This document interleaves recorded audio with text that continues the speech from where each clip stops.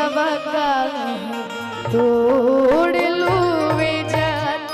आवे के कि राजा पहले निया नाही मानेला कि अपना में हर के गैर लेखा जानेला कि कमी भइले बलाम तहरा प्यार में कि चीज कहू सिंगार के नया नीला। त कैसे कहेला मर्दा कि अरे सीला बट पछुड़िया भोरे लुबे जान। अरे सीला बट पछुड़िया भोरे लुबे जान। तो अपना राजा जी के दिलवा काहे तोड़ लूवे तोड़ लूवे अपना राजा जी के दिलवा काहे तोड़ लूवे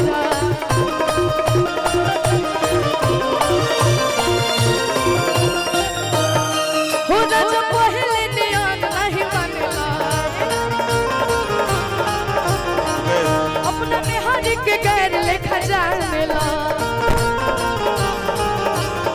हो कमी भइले बलम तहरा प्यार में चीज ये कहू सिंगार के नया नेला। सिलवट पछुड़िया फुरे लुवे जा सिलवट पछुड़िया फुरे लुवे जा। तो अपना राजा जी के दिलवा का तोड़ लू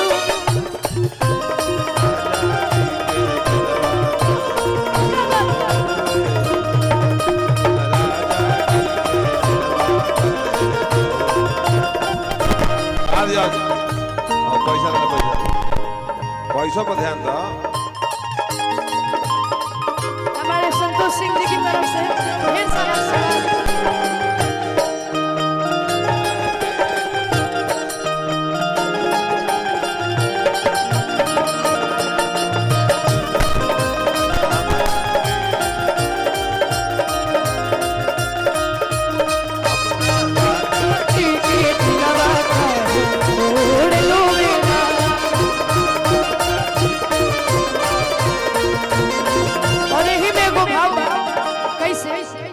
अरे चले लूटा हरिया तो नदी बीच नैया हिलोर मारे।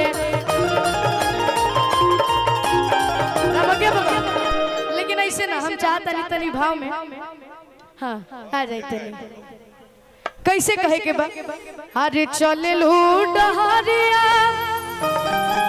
तो नदी बीच नैया हिलोर मारे।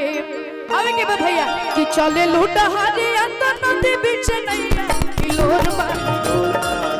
अरे भैया ये गोरी हिलोर मारे।